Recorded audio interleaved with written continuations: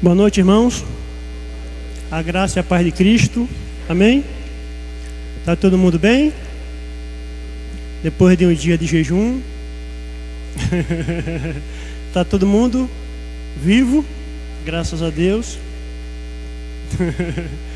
Eu cheguei à tarde, né? Umas 2:30 para 3 horas. Não jejuei não, viu? Mas Deus é bom. Sou salvo, né?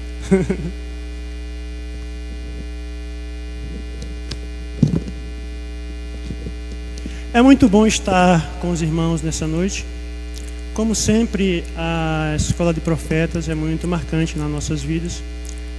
Eu já, uns próximos 10 anos talvez, que eu venho quase constantemente. Às vezes metade da semana, só uma vez que eu vim a semana toda. Mas é sempre muito precioso estar nesse lugar. Esse lugar que tem marcado muitas vidas. Minha vida foi marcada desde o primeiro dia que eu pisei aqui. Eu fui tocar especificamente num domingo, na despedida, na hora de ir embora, que algumas pessoas vêm à frente para orar. Eu lembro que eu estava aqui, eu ajoelhei e comecei a chorar, e até hoje não sei qual foi a razão que eu chorei. Mas o que eu meditando e pensando, foi o Senhor confirmando no meu coração que isso aqui é obra de Deus. Amém? Então é uma grande alegria estar aqui nessa noite com os irmãos. E pela primeira vez, no ano passado eu dei aula pela manhã, em uma das aulas, e pela primeira vez pregando à noite, né? Para mim é um privilégio, diante de tantos homens de Deus capacitados, né? Mas o Senhor aprova o Senhor estar aqui nessa noite. Amém? Deus é bom a todo tempo, não é verdade? E a razão desse ajuntamento é uma pessoa, Jesus Cristo. Ele, o dono da igreja, é aquele que está edificando a igreja. Então a razão de estarmos aqui é o Senhor Jesus. Amém? Irmãos, abra suas Bíblias em Apocalipse 2.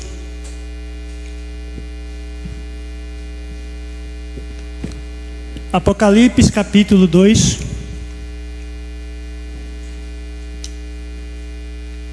Vamos ler inicialmente 2 textos no Apocalipse, para assim tratar aquilo que eu quero tratar com os irmãos nessa noite. Apocalipse 2, de 1 a 11, primeiro texto. Esperar os irmãos abrirem. Podemos ler? Escreve. O som parece que não está legal. Tá. Deixa o irmão olhar.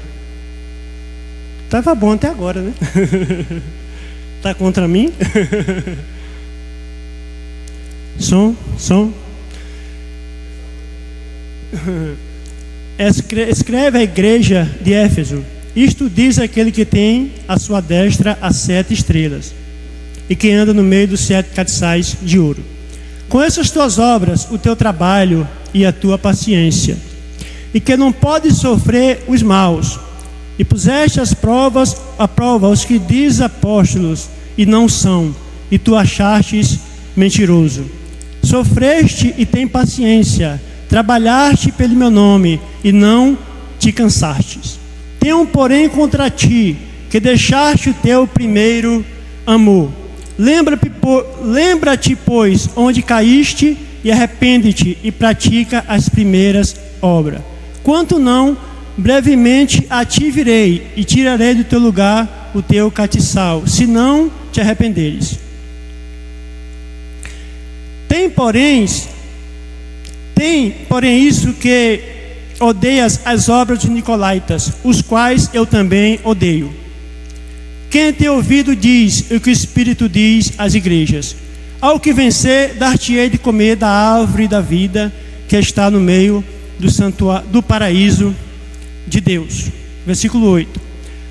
E ao anjo da igreja em Esmirna escreve: isto diz o primeiro e o último, o que foi morto e reviveu. Conheço as tuas obras, e tribulação, e pobreza, mas tu és rico. E a blasfema do que diz judeu, e não são, mas são sinagoga de Satanás. Nada tema das coisas que há de padecer, Eis que o diabo lançará algum de vós na prisão, para que sejais tentado, e tereis uma tribulação de 10 dias. Ser fiel à morte, e dar-te-ei a coroa da vida. Capítulo 3.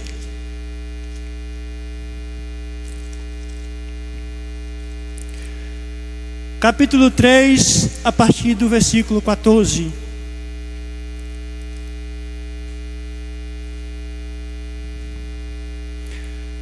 Diz assim: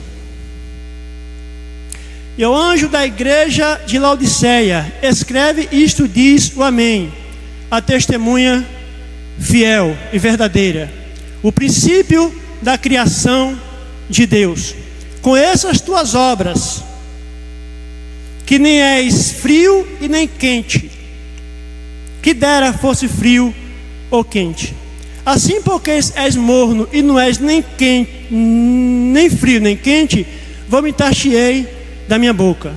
Como disse, rico sou e estou enriquecido, e de nada tenho falta. E não sabes que és um desgraçado, miserável, cego e nu. Aconselho-te que de mim compre ouro provado no fogo, para que te enriqueças, e roupas brancas para que se vista e não apareça a vergonha da tua nudez. E unge os teus olhos com o colírio, para que veja. Eu repreendo e castigo a todos quanto amo. Sê, pois, zeloso e arrepende-te. Eis que estou à porta e bato. Se alguém ouvir minha voz e abrir a porta, entrarei até ele, e com ele cearei, e ele comigo. Ao que vencer, lhe concederei que se assente comigo no meu trono, assim como eu venci e assentei no trono do meu Pai, no seu trono.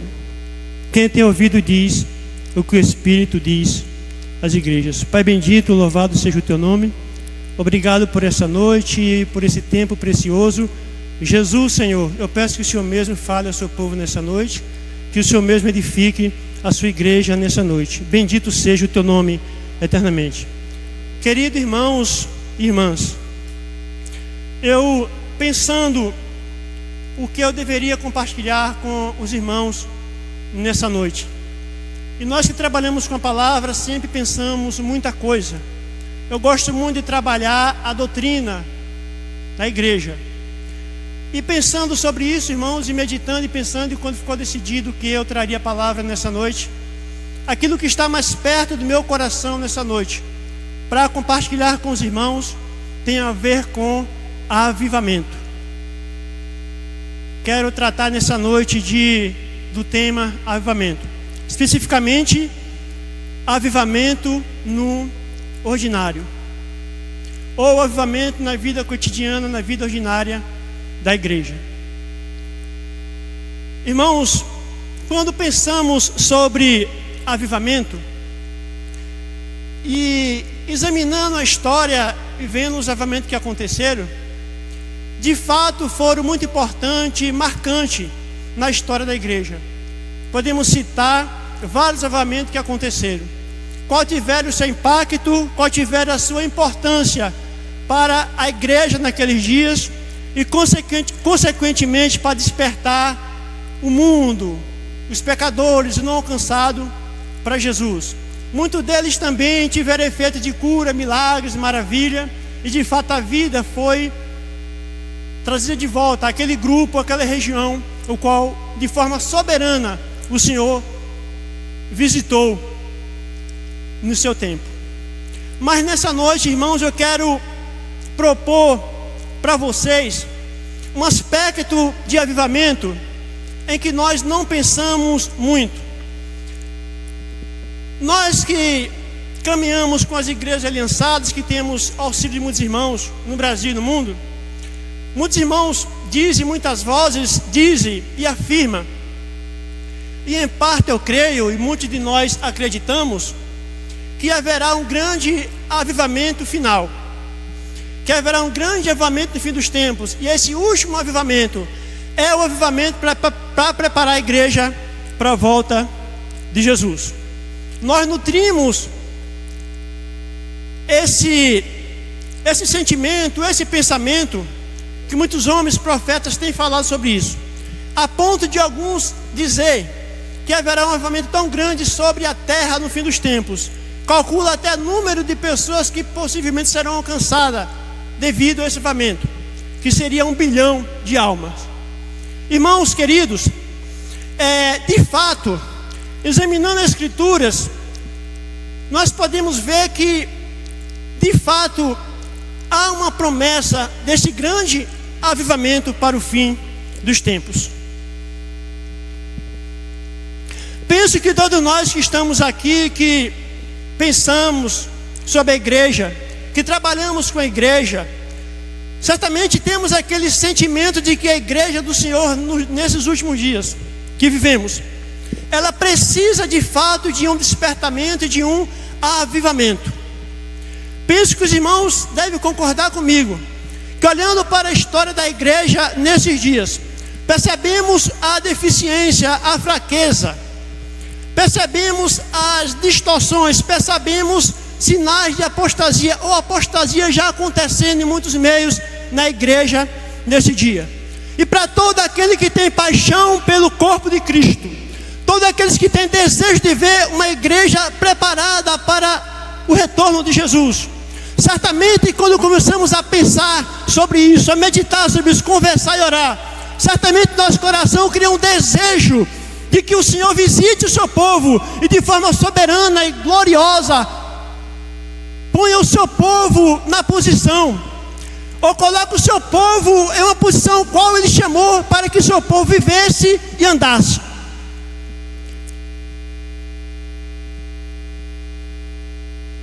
Não tem como a gente olhar a situação da igreja hoje. Não digo isso de forma que toda a igreja está vivendo uma decadência, uma fraqueza, uma apostasia. Mas na igreja visível, aparente, aqueles que professam Cristo, de fato é de doer o nosso coração quando vemos o povo que chama pelo nome do Senhor vivendo em tanta fraqueza, debilidade, dificuldades, prisões, em muitas situações, em alguns meios, bem parecido com o que Ezequiel falou do vale de ossos secos. Mas, querido, repetindo, não quero generalizar, porque ao mesmo tempo também o Senhor tem levantado um povo também, um remanescente, um povo que tem tomado uma posição diferente com respeito à igreja. Mesmo que aqueles que estão tomando essa posição são vozes às vezes conflitantes entre si, reformados, pentecostais, carismáticos, e às vezes uma guerra um com o outro, buscando afirmar a sua teologia está mais correta do que o outro. Muitos querem andar na letra, ponto por ponto, a fim de achar que aquela forma de reunir, a forma de ver a igreja, ou a forma de praticar a vida da igreja, é só da forma que ele pensa. Aí outros vêm e dizem, não é assim, é assim. Nós vivemos uma grande confusão na igreja hoje. Os irmãos concordam comigo que há uma confusão na igreja nesses dias? Irmãos, tem discernimento, perceba a confusão que temos na igreja. Temos os escândalos. No último ano passado, o ano passado mesmo, tivemos escândalo de homens de Deus, americanos, brasileiros, que tiveram escândalos, quedas. Mas, irmão, diante disso, eu fico a pensar. Um coração que chora, que geme, que pensa, que quer a volta de Jesus, que quer ver um povo vivo e atuante na terra, e ver a igreja nessa situação, dói o nosso coração. Mas nessa noite, queridos irmãos, de fato há essa promessa. Como muitos têm falado, eu comungo com essa ideia.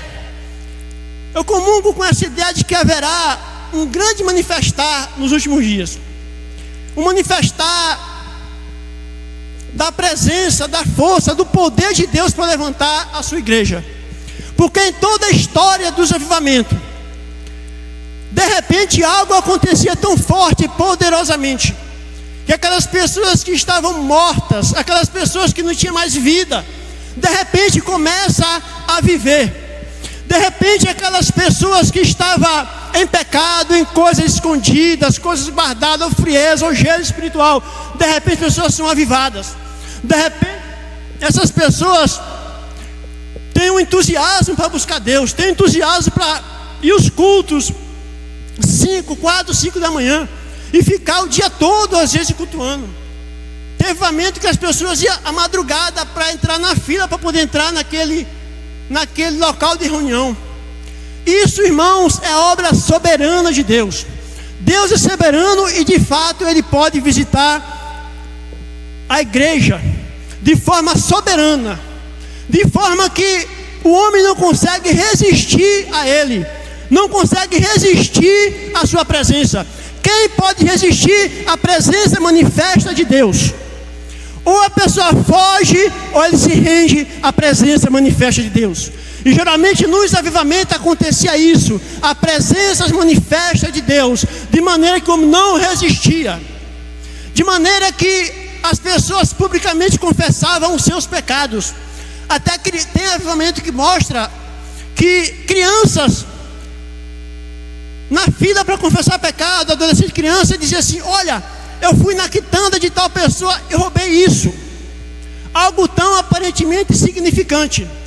Quer dizer com isso, irmãos, que esse agir soberano de Deus, em que Ele agiu em várias épocas da história, e Ele pode agir hoje localmente também, é real e acontece.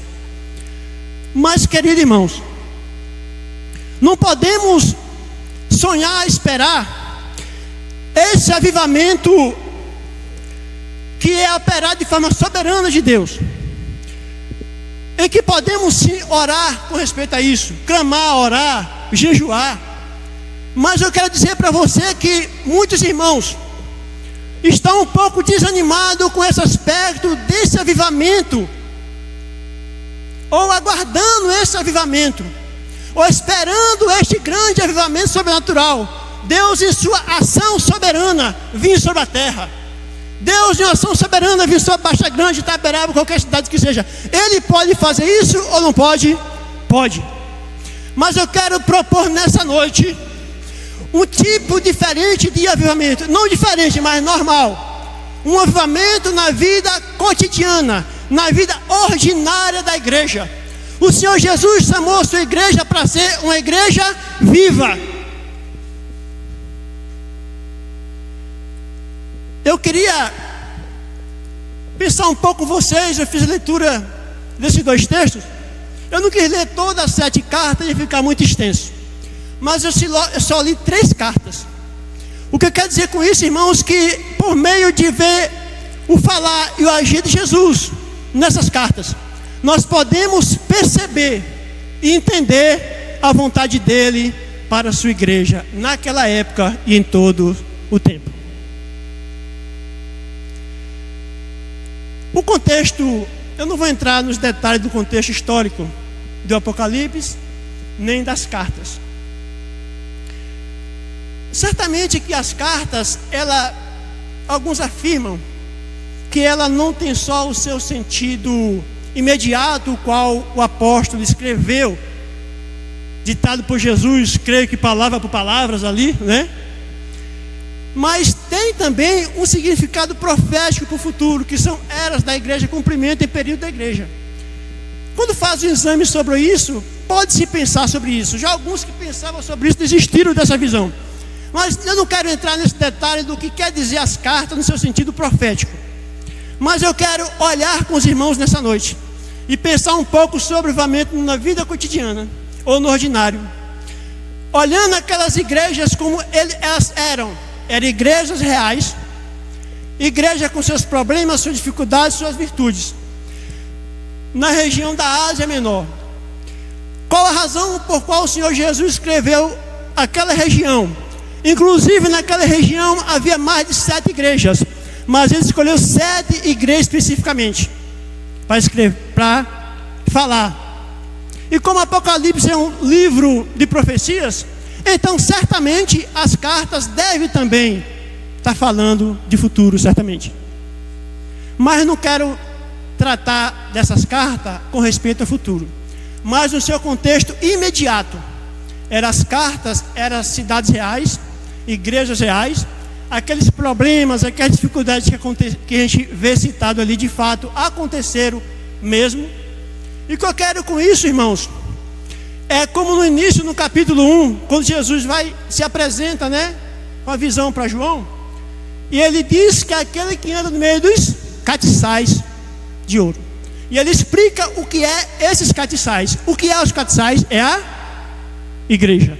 Eu quero nessa noite, irmãos, baseado nesse contexto, dizer que o Senhor Jesus Cristo, Ele anda no meio da igreja.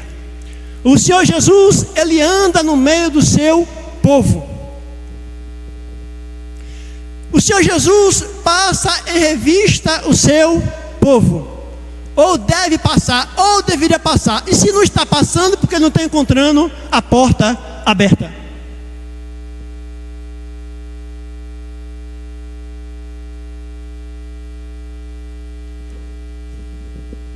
Então, meus queridos, eu quero propor para nós, para as igrejas, as comunidades, uma busca por um avivamento na sua vida ordinária. É possível a igreja de Cristo ela ser avivada no seu contexto ordinário. É possível.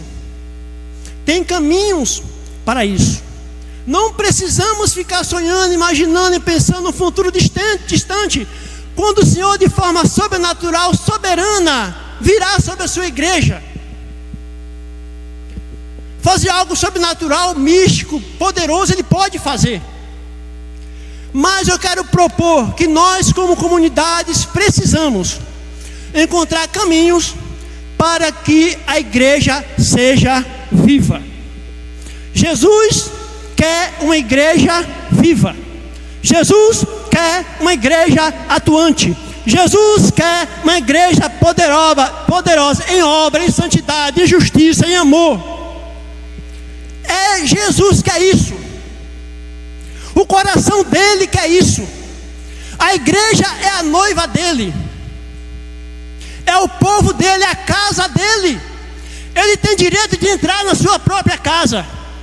Ele tem direito de falar para a sua noiva o que está certo e o que está errado.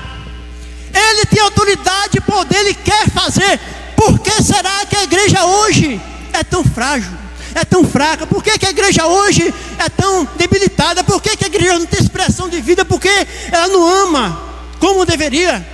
Porque ela não cumpre com sua comissão como deveria? Por que não é atuante e forte como era a igreja em Atos dos Apóstolos? Por que não é a igreja nesses dias que tem o temor de Deus?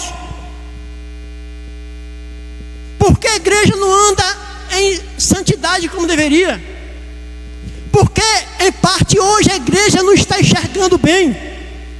Se a igreja estivesse enxergando direitinho as coisas, há muito que já teríamos revolucionado este mundo.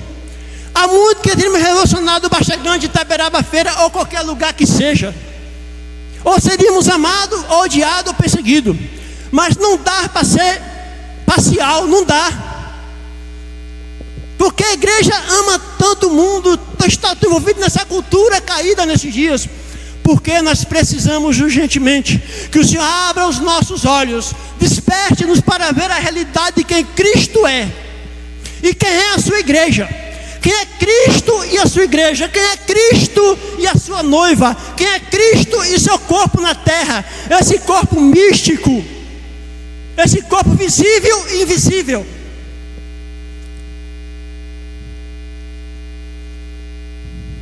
Precisamos olhos abertos para enxergar quem é Cristo e quem é a igreja.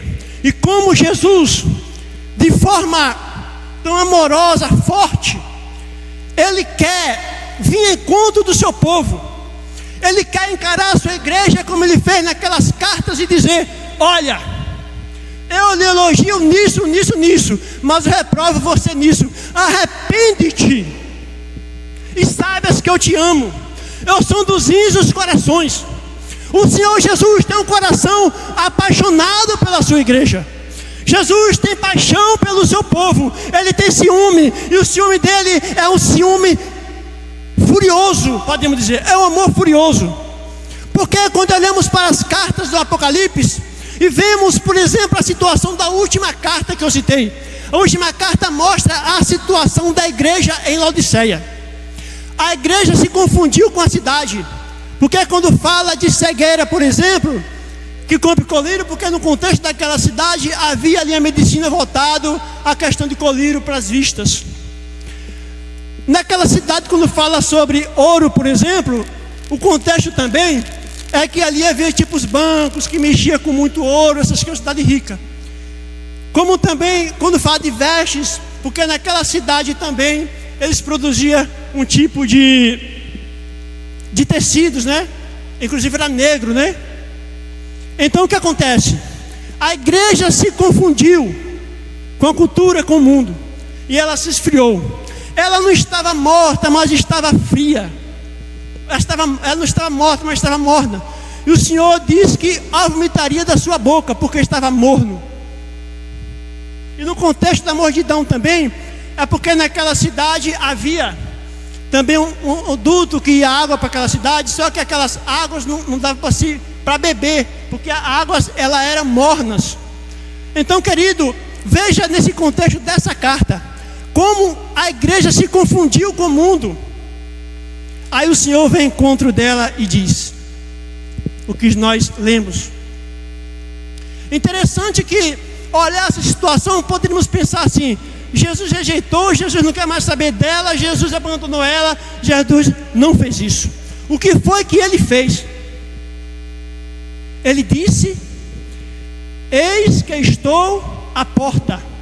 Se alguém abrir a porta, eu entrarei, cearei com ele e ele comigo. Dá a entender-se que Jesus está de fora. Ele foi colocado para fora. Não era mais bem aceito, se assim podemos dizer.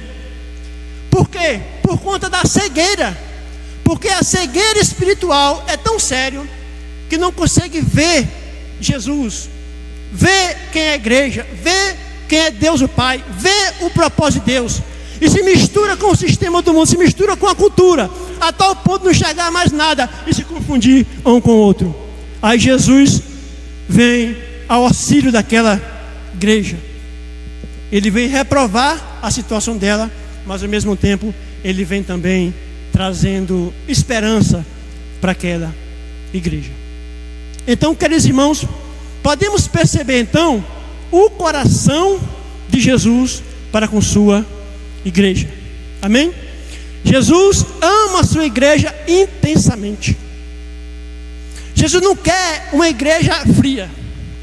Existe, por interpretações equivocadas de alguns irmãos, quando olha no contexto que a Escritura fala de uma apostasia, e de fato o Novo Testamento fala sobre isso, mas precisamos entender que Jesus não quer que os seus filhos, Deus não quer que seus filhos, Deus não quer que aqueles que pertencem a Ele se apostate da fé, se apostate da verdade. Quando olhamos o contexto de passagem na Escritura, quando mostra a situação dos últimos dias, por exemplo, que o amor esfriaria, essas questões todas, algumas pessoas dizem assim: está vendo? A igreja dos últimos dias, irmãos, é a igreja apostata mesmo. É uma igreja fria, é uma igreja mundana, e não vai ter jeito não, vai ficar assim mesmo. Quando Jesus voltar, ele vai pegar um pouquinho de gente da Assembleia, um pouquinho da Batista, um pouquinho dali, e vai levar para o céu, e pronto, e os outros ficam aí. Isso não é verdade. Jesus Cristo quer uma igreja gloriosa. Jesus Cristo quer uma igreja viva, uma igreja atuante, uma igreja forte sobre a terra. O coração dele é que seu povo, é aquele povo. Isso não é só questão mística, porque de forma mística invisível, Ele sabe os fiéis, o coração de cada um, os infiéis e os fiéis, Ele sabe de tudo, de verdade.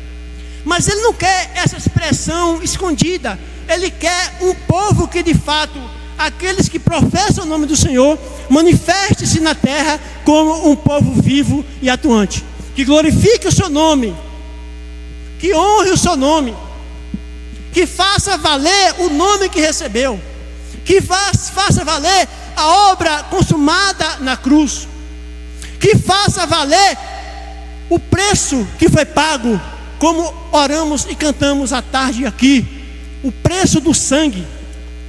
O Senhor quer uma igreja que manifeste a sua natureza, a sua vida sobre essa terra. Não pense que o Senhor olha para as igrejas e diz: não, eu vou deixar. Aquele que quiser vir a mim, vem. Quiser não vem, não. A Bíblia mostra claramente que Ele vai ao encontro. Em todas as cartas vamos encontrar isso. Encontramos algumas características nas cartas. Uma característica importante é que o Senhor, ao olhar para a igreja, como a igreja de Éfeso, por exemplo, que Ele falou. A igreja de Éfeso, Ele elogia aquela igreja. A igreja, ela era tão, assim, com respeito à doutrina, o conhecimento, o entendimento e o discernimento, que eles provavam até apóstolos. E alguns foram encontrados mentirosos. Era uma igreja que odiava as obras dos Nicolaítas, que eu não vou citar aqui, eu não vou falar o que é Nicolaítas, é uma controvérsia com respeito a isso. Mas era uma obra que Jesus odiava, e eles também odiavam e rejeitavam também. Mas veja, quando Jesus envia carta para aquelas igrejas, você vê as características. A igreja de Éfeso, por exemplo, ele diz: tenho contra ti que deixaste as tuas primeiras obras. Outra tradução vai dizer: deixaste teu primeiro amor. Ele chama ao arrependimento. Então, quando o Senhor está tratando com as igrejas, Ele reconhece, exorta, elogia, mas percebemos claramente que Ele busca uma perfeição. Poderia deixar passar tantos pontos positivos daquela igreja, se a gente não lesse até aquele versículo quando trata, tem algumas coisas contra ti, você dizendo: essa igreja é perfeita. No entanto, o Senhor não está satisfeito com 9 pontos, Ele quer 10. Ele não quer 99%, Ele quer 100%. É isso que nós encontramos em todas as cartas. Ele aprova, reprova, elogia, chega a fazer ameaças. Naquela igreja em que havia ação de Jezabel, ele diz que também seu filho de morte. Ele faz ameaças, inclusive, mas no final ele chama o arrependimento. Querido, o que eu quero dizer com isso?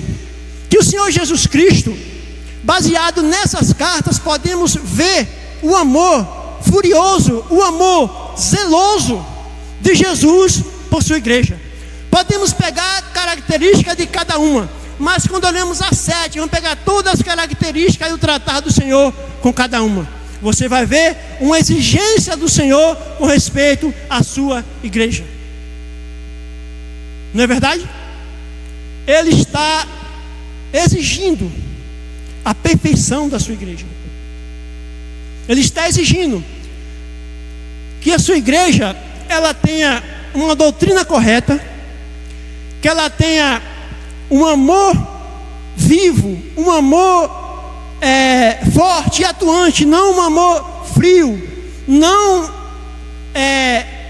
aquele amor que inicialmente era um amor, havia um fervor no amor, entrega, e de repente há um esfriamento, ele não aceita.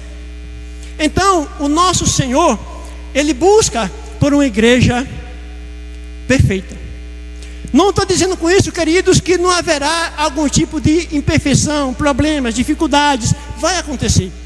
Mas o que eu estou afirmando para vocês, não só nesses textos, mas quando olhamos também as cartas, quando olhamos o coração do apóstolo Paulo, quando ele diz: eu tenho dores de parto até que Cristo seja formado em vós. Dores de parto. Os apóstolos não eram pessoas passivas. Por quê? Eles viram Cristo. Exceto Paulo, os demais apóstolos andaram com Cristo. Tocaram em Cristo, o cheio de graça e de verdade, como João fala. Depois o apóstolo Paulo vai ter a sua experiência com Cristo. Ele viu Cristo, só que Cristo ressuscitado. E diante disso, eles têm essa realidade, essa certeza de quem Cristo é. A grandeza, a glória, a beleza da obra redentora de Cristo. Esses homens começam a ver também quão terrível era a situação do homem, como consequência da queda e do pecado. E esses homens vê também o que será o inferno eternamente. E esses homens também têm visão do que é a glória eterna. Diante disso, quando ele olha a igreja, e quando eles examinam a igreja, quando eles começam a ouvir o caso de Paulo, por exemplo, ele foi informado pela família de Cloé com respeito à situação da igreja em Corinto. E ele, certamente em lágrimas, em choro, ele escreve aquela carta aos irmãos, corrigindo a situação daquela igreja. Quando vamos olhar Pedro nas suas cartas, o zelo, o amor, o fervor, a exortação, quando ele fala sobre o sofrimento, sobre piedade, sobre santidade, você percebe o coração do apóstolo, como que se pudesse arrancaria o coração, entregaria para o povo, para a igreja, para entender quem eles eram, quem é Cristo, quem é Deus o Pai, quem é a igreja, qual a natureza da igreja. A Bíblia diz que somos participantes da natureza de Deus. Pedro vai dizer isso, que somos participantes da natureza de Deus, ou seja, recebemos a vida de Deus em nós, por meio de Cristo, o Espírito Santo, e o natural é manifestar a vida de Deus na terra. O chamado de Deus para a sua igreja, nada mais, nada é do que ser a expressão de Deus na terra. É voltar ao estado original, pelo qual Adão foi criado. Adão sem pecado, antes de pecar. Ou seja, ele vivia expressa nessa natureza. Mas mediante o pecado, o homem caiu, entrou no estado de escravidão, no estado de humilhação. O homem humilhado. O homem caído está humilhado, derrotado, sem esperança, perdido, confuso. Deus faz a promessa e envia seu filho. E o que é que o seu filho vem fazer na terra então? Salvar esses homens caídos por meio da obra redentora na cruz. E através do Espírito Santo trazer a vida para dentro dessas pessoas. A vida de Cristo está dentro de você nessa noite. O Espírito Santo está aí dentro agora mesmo. A vida de Cristo, a vida de Deus, a vida incriada de Deus está dentro de cada um de vocês nessa noite. E a igreja é chamada para expressar e viver essa vida nesses dias. Sempre, na verdade, sempre foi assim. O problema na história é porque o homem é teimoso. E Deus não trabalha sozinho. Deus precisa, se assim podemos dizer, da cooperação do homem. Mas a vontade de Deus sempre é que há um testemunho sobre a terra. Os irmãos observam quando Jesus, quando os evangelhos vai tratar com respeito ao testemunho do povo de Deus. Vamos ver também nas cartas, quando trata da importância, quando trata do valor e da seriedade que é o testemunho do cristão sobre a terra. Querido, amados irmãos, que o Senhor abra os nossos olhos nesses dias. Se o Senhor abrir os nossos olhos, se o Senhor abrir os nossos olhos, se o Senhor abrir os nossos olhos para enxergar a realidade de quem Cristo é, do seu plano, propósito. Nós clamamos a Cristo, oramos, falamos, compartilhamos, pregamos, mas a nossa visão com respeito a quem é Cristo, Filho de Deus, quem é Deus o Pai Todo-Poderoso, Criador do céu e da terra, o Deus autoexistente, um Deus que criou tudo, o micro e o macro. Quem é esse Deus que nós estamos adorando? Quem é esse Deus que nós servimos? Quem é esse Deus que não precisava de nada nem de ninguém? De repente ele decide criar o universo, a terra e colocar o homem. Quem é esse Deus? E quem é o seu Filho eterno e amado, o Verbo eterno, que sempre existiu com o Pai e o Espírito, e uma glória eterna, e uma comunhão eterna. De repente ele chama o homem com o propósito que o homem participe da natureza de Deus, no sentido de andar em comunhão com Ele, ser o único ser capaz de ter intuição, de ter comunhão, de saber quem é o seu Criador. Então, queridos irmãos, o mundo está cego e perdido, e nós como igreja não podemos andar cegos e perdidos. Precisamos ter discernimento, precisamos ver, precisamos enxergar quem é Deus, quem é Cristo, quem é o homem, qual o propósito eterno de Deus. Isto é assombroso. O propósito de Deus é uma coisa assombrosa, gloriosa, poderosa. Que o Senhor abra os nossos olhos, em o nome de Jesus, para a gente poder enxergar o eterno propósito de Deus. Que o Senhor nesses últimos dias desperte a minha vida e as nossas vidas. Ah, Senhor, se fendesse os céus, como disse Abacuque no capítulo 3, ele diz: aviva, Senhor, as tuas obras e a notificam e faz conhecida. Ele estava falando no contexto que Israel estava naquele contexto lá de Babilônia e tudo mais por ali. E aí o que acontece?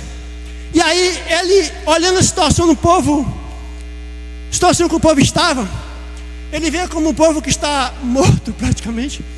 Ele fala: Senhor, aviva a tua obra, aviva, Senhor, o coração de qualquer profeta, qualquer homem que tem um pouco de discernimento espiritual, que consegue ver um pouquinho a mais pela misericórdia de Deus, e que consegue, Senhor, mostrar alguma coisa. E quando olha para o povo de Deus, não tem como ele não chorar, não clamar, não tem como ele não se desesperar. Que o Senhor abra os nossos olhos nesses dias. E o meu esboço já foi embora.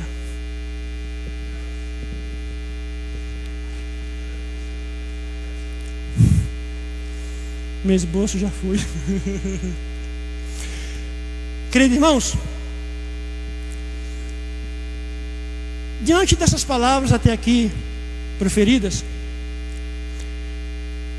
podemos concordar que a igreja do Senhor precisa de um reavivar, de um despertamento, de um reavivamento nesses dias.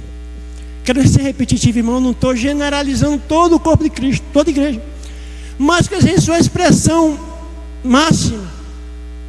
Mas eu quero dizer para vocês nessa noite, que nós, indivíduos que estamos aqui, e comunidades representadas, eu quero te dizer, não podemos olhar para o problema da igreja lá fora, não podemos olhar para os extremos, para as dificuldades, para o que está acontecendo, as confusões, uma expressão até da igreja falsa que tem em alguns meios. Mas eu quero chamar a nossa responsabilidade, digo especificamente como comunidades, e que nós precisamos nesses dias. Nós temos recebido um nível de palavra elevada, nós temos recebido um nível de evangelho um pouco mais apurado, um pouco mais trabalhado, um evangelho mais puro, porque em muitas ramificações da igreja hoje, temos entendido um evangelho, temos visto um evangelho misturado, um evangelho diluído, até expressões de evangelho falso. Mas, queridos irmãos, nós temos caminhado com a igreja aliançada, com irmãos que têm cooperado, em que de fato têm se preocupado por ver um evangelho mais puro sendo pregado nesses dias, pregado para a igreja e pregado para o mundo, porque o evangelho não deve ser pregado só a porta de fora. Na verdade, o evangelho deve ser pregado para dentro todos os dias. Amém? Então, irmãos, eu quero nessa noite dizer, nós como comunidade especificamente, nós não podemos, ou até podemos sonhar com esse grande avivamento mundial e final. Podemos até sonhar com um avivamento na Bahia, na nossa cidade, na nossa região. Não é errado. Mas eu quero propor para nós buscarmos um avivamento que nada mais é do que trazer os santos à vida de volta àqueles que já pertencem ao Senhor. Aqueles que estão fracos, que não estão conseguindo caminhar, que estão confusos, que não têm mais paixão por Cristo, não têm mais amor pelo Senhor, aqueles que tornam assim a vida religiosa só como que eu preciso fazer algumas coisas porque eu sou crente, mas eu vivo a minha própria vida, no meu negócio, na minha empresa, mas não tenho aquela paixão por Cristo. Semelhante à igreja de Laodiceia, no aspecto da riqueza, tanto envolvido com esse mundo, com o sistema, com as coisas, que esquecem que a maior riqueza está em Cristo. Não estou dizendo com isso que você não possa ter bens e até riqueza, mas a questão é o nosso coração e em que nós estamos investindo as nossas vidas. Queridos irmãos, nós precisamos considerar seriamente o que as Escrituras nos falam com respeito ao reino de Deus. Precisamos considerar seriamente o que as cartas nos falam com respeito às coisas relacionadas à igreja, à vida da igreja.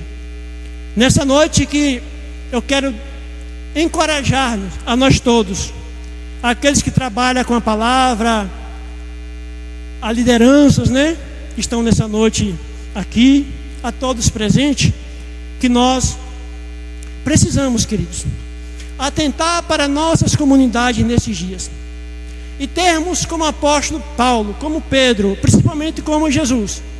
Precisamos ser nesses dias amigo do noivo, como João Batista, amigo do noivo como Paulo e outros na história que foram amigos do noivo, que trabalhavam incessantemente para o levantamento da igreja, para a edificação da igreja, usando todas as ferramentas, todos os meios possíveis, a fim de que na vida cotidiana ou na vida ordinária a igreja possa ser uma igreja viva e uma igreja atuante. O Senhor Jesus quer uma igreja atuante. O Senhor Jesus quer uma igreja viva. Quando eu digo igreja viva, não é falar em línguas, não é profetizar, isso são dons. Isso acontece também, porque a pessoa está sendo revivada e vai manifestar os dons. Mas principalmente quero dizer isso em alguns aspectos. Aspecto, a sua vida de caráter e santidade, a sua vida de amor. Porque quando uma pessoa ou um grupo ele é avivado em igreja, haverá algumas características de uma igreja viva. Qual seria as características de uma igreja viva? Primeira coisa, a primeira característica, pensando, seria a sua devoção. Ela vai priorizar e colocar a sua devoção, ou sua piedade, que é a devoção a Cristo, em primeiro lugar, com entrega de coração como sacrifício vivo. Não vai conseguir viver uma vida sem contato vivo com Deus a todo tempo. Por meio da sua palavra, por meio da oração, vai buscar, de alguma forma, estar buscando intimidade com o Senhor, experimentar o Cristo vivo, Deus vivo, todo dia. Outra característica de uma igreja avivada também tem a ver com amor. É uma igreja que ama. Não tem como sermos avivados pelo Espírito Santo e não amar. Se não amamos adequadamente, não estou dizendo que não tem amor, mas o amor que ele espera. Lembra que o Senhor reclamou do esfriamento no amor. Lembra que ele reclamou à igreja de Éfeso que tinha deixado as primeiras obras, ou o primeiro amor. Então o Senhor quer que aquele amor inicial volte. Amor que manifesta aquela dedicação a Ele, o amor para com o próximo. Existe outra característica de uma vida avivada, que é também amor à verdade. Ele busca intensamente pela verdade, pensa sobre a verdade, medita sobre a verdade, no sentido daquilo que a Escritura diz da doutrina, ama a doutrina. Algumas pessoas não gostam, irmãos, do contexto quando fala-se de doutrina. Mas o que é a doutrina? Por exemplo, o que significa a doutrina dos apóstolos? Significa ensinamento dos apóstolos.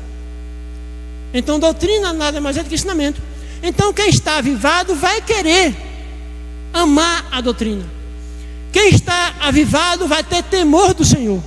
Irmãos, muitos irmãos não gostam da palavra temor, por causa do texto de João que diz que o perfeito temor lança fora o medo ao temor. Mas ali não é sentido do temor de Deus. Ali o contexto não é esse. A questão, queridos irmãos, é que, olhando a história da igreja, você pode identificar, ou melhor, ou ver uma igreja que viveu mais perto da vontade de Deus do que a igreja de Atos, principalmente até o capítulo 5. Com respeito a seu fervor, seu amor, sua dedicação, havia graça, muita graça sobre eles, mas podia parar por aí. Mas disse que havia temor. Por que temor? Porque eles viam Deus. Não tem como ver Deus e não tem temor de Deus. A ideia que se pode ver Deus e não tem amor de Deus, ou não tem temor de Deus, é mentira.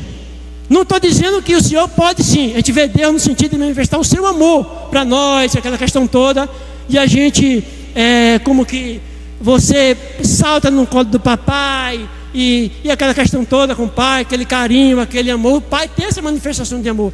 Mas também quando você olha o Deus Criador, o Deus quem Ele é. Porque, irmãos, o princípio é: todas as vezes que alguém encontrou com Deus, ficaram rindo e fazendo festa. Eu não encontrei um. Todos caíram como mortos. Exagerando. Todos tiveram impacto da presença manifesta de Deus. Quando há a presença manifesta de Deus, alguns avivamentos aconteceram que pessoas riram, dançavam, mas até esses risos havia um profundo temor no coração. Não era uma coisa assim carnal. Era uma manifestação até de riso, como fosse de aquela alegria profunda, mas havia aquele temor no coração. Então uma igreja viva, ela teme ao Senhor. O temor de Deus é saudável, não é o temor do medo. Porque você não é mais inimigo de Deus, você é amigo de Deus. Mas o temor é saudável. Não tem como ver o Senhor de fato e não temer. E existem outras características também da igreja viva. Então, querido, eu queria nessa noite, então, para encerrar, propor 3 pontos pelos quais nós poderíamos pensar que são caminhos para que nas nossas localidades, para que na vida ordinária, o cotidiano da igreja, nós possamos trabalhar para que a igreja, ela seja uma igreja viva.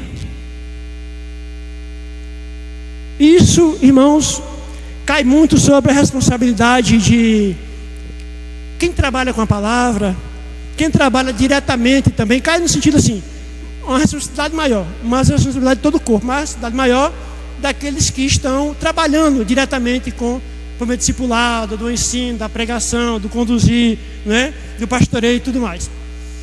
Então, irmãos, primeiro ponto importante que nós precisamos entender: se queremos comunidades saudáveis, se queremos igrejas saudáveis, se não queremos ver os nossos irmãos em vidas fracas, debilitadas, fragilizadas, pessoas manquejando 10, 20, 30 anos e não tomam uma posição.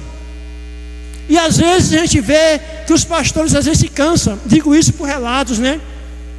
Em igrejas, em relatos, em outros lugares no Brasil e tudo, de pessoas que perderam o ânimo, até abandonam o ministério porque falam, não tem como, não tem condições, os irmãos não querem. É muito quebra-cabeça, é muito problema. Os irmãos não estão pulsando, a gente fala todo dia. Mas existe um caminho, irmãos, que vai nos ajudar. Primeiro ponto é continuamente a pregação. Primeiro ponto, para termos, ou para buscarmos, ou criar caminhos para uma igreja viva nesses dias. Uma igreja avivada, uma igreja despertada, uma igreja cumprindo o seu propósito.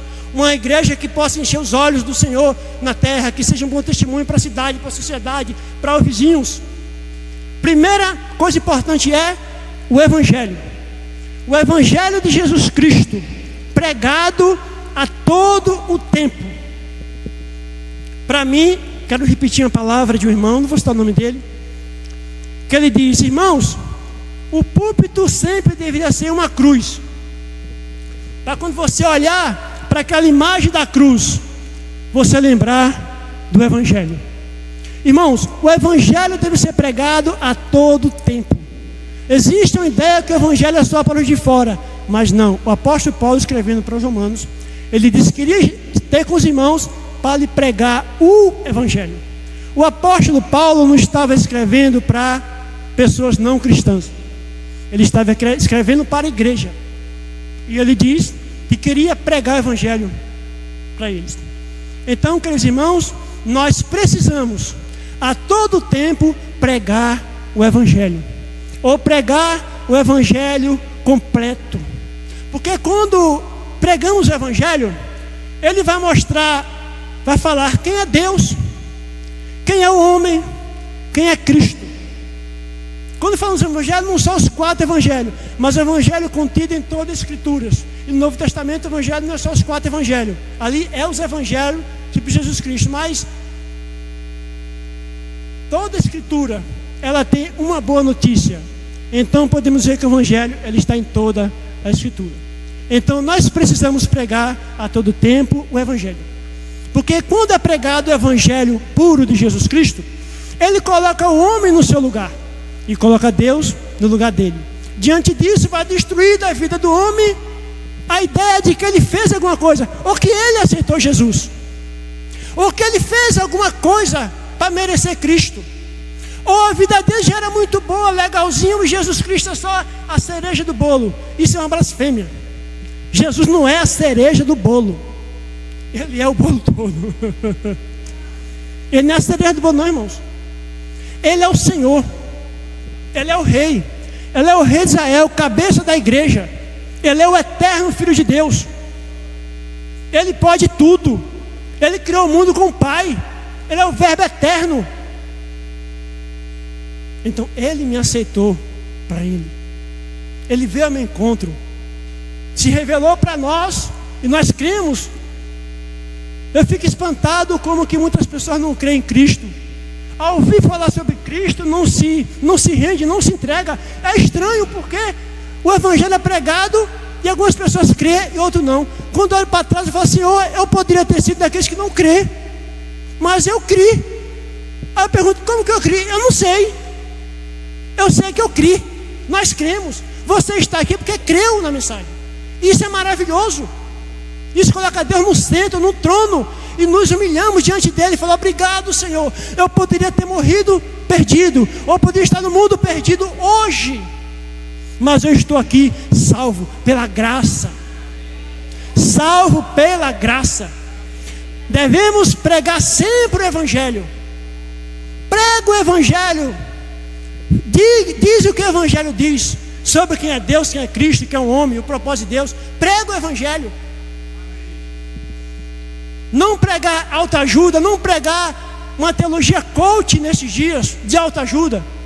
A autoajuda tem o seu lugar. Você pode comprar um livro aí, querer melhorar em alguma coisa. Agora o evangelho é outra coisa. Evangelho é outra coisa. Coach é uma coisa, evangelho é outra coisa. Evangelho é outra coisa. Evangelho é Cristo morrendo por nós, é o sangue derramado na cruz, é a propiciação, é a justificação. Fomos justificados. Estávamos como em um tribunal para ser condenado.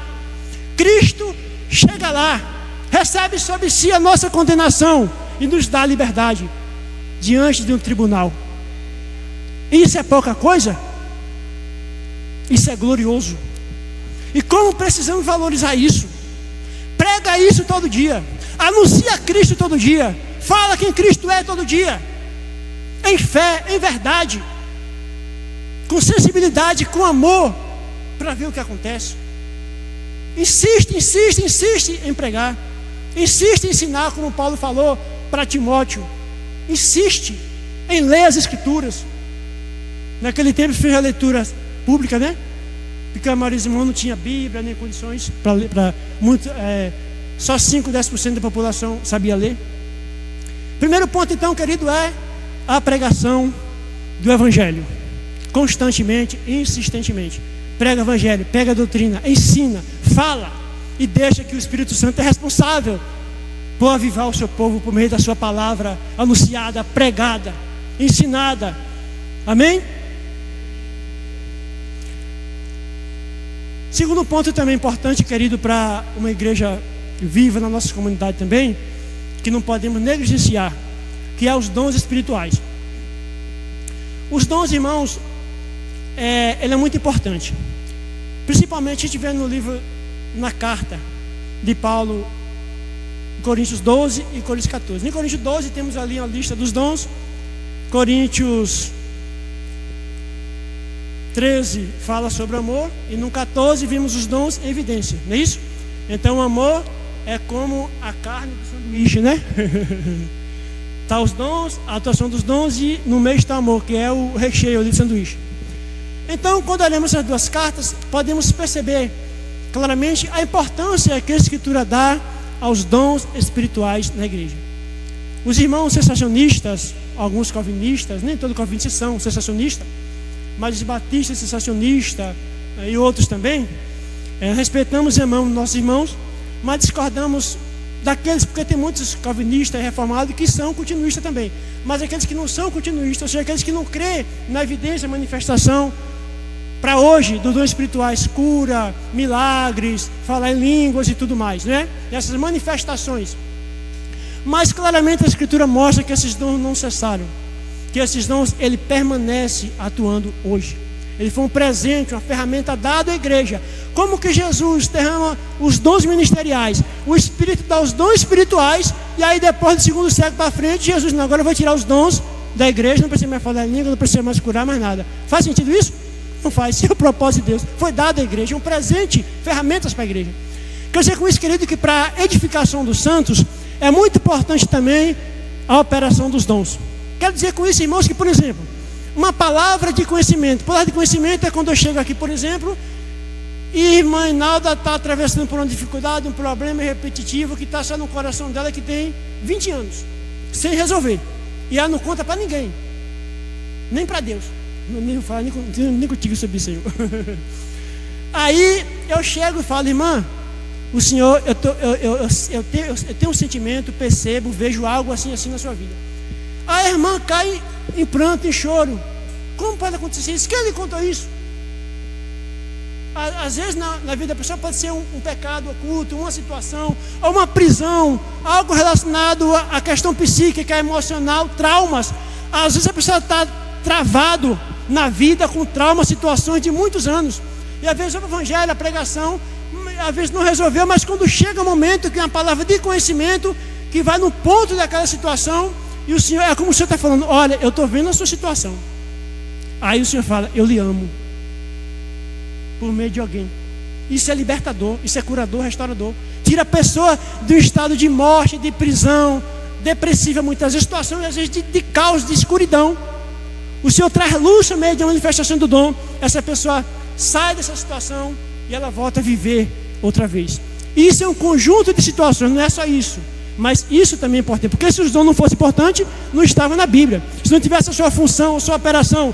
E diz que os dons são para edificação. Se Jesus falou que os dons é para edificação, a Bíblia diz que é para edificação. Se o apóstolo Paulo diz que é para edificação, ele está dando importância aos dons. Chega a dizer, buscais com zelo os dons espirituais, buscais os melhores dons, principalmente de profetizar. Como é que eu posso desprezar uma ferramenta tão importante para a edificação da igreja? Eu posso? Não. Então os dons espirituais são importantes para alguns momentos específicos na vida da igreja e das pessoas. Amém? E por último, para encerrar, que quando a gente prega mais de uma hora, a turma cansa, né? Eu também canso quando eu estou ouvindo. Então eu quero encerrar então, irmãos, o último ponto, que é relacionamento de aliança. O primeiro ponto é a pregação do evangelho, a exposição da palavra, né? Da verdade. O ponto de atentar para os dons. E o último ponto seria relacionamento de aliança. O relacionamento de aliança ajuda muito na edificação dos santos e o avivamento dos santos. Porque ele tem um papel importante por meio das amizades e relacionamento, em que por meio da amizade e do relacionamento com os irmãos vão perceber coisas nas nossas vidas.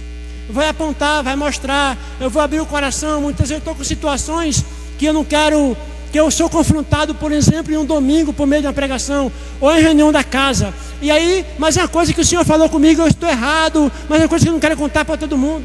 Eu vou para aquele irmão de relacionamento de aliança e conto para ele, confesso para ele, abro o coração para ele, ele ora por mim, e a graça vem, me libera daquilo ali, e eu sou tirado daquela situação de escuridão, aquela situação de morte, ou de frieza ali, e torna-me a vida outra vez. Nós precisamos valorizar o poder que tem a comunhão, o poder que há num relacionamento, o poder do 2 ou 3. O 2 ou 3 é poderoso para nos curar, restaurar, ajustar nossas vidas, ouvir o que a gente não quer. E relacionamentos fortes e verdadeiros. Não relacionamento de uma vez ou outra se ver conversar, mas desenvolver relacionamento forte e profundo, a ponto que o irmão e a irmã tenha plena liberdade nas nossas vidas de apontar o dedo e dizer: isso aqui é morte, você está frio. É claro que eu estou falando isso com a forma de amor, né? Não é, tem os meios de falar, a forma, mas é da liberdade, irmão. Então veja, irmãos, que existe um caminho para que a igreja seja saudável, seja curada, restaurada, avivada nesses dias. E não é necessariamente esperar um místico, uma forma sobrenatural acontecer, mas na sua vida ordinária e cotidiana, existem caminhos pelos quais o Senhor quer conduzir a sua igreja dentro da sua normalidade, para que ela tenha vida e saúde nesses dias. Amém? Que o Senhor abençoe os irmãos nessa noite, e é isso que eu senti de cooperar com vocês. Que o Senhor abençoe em nome de Jesus. Amém.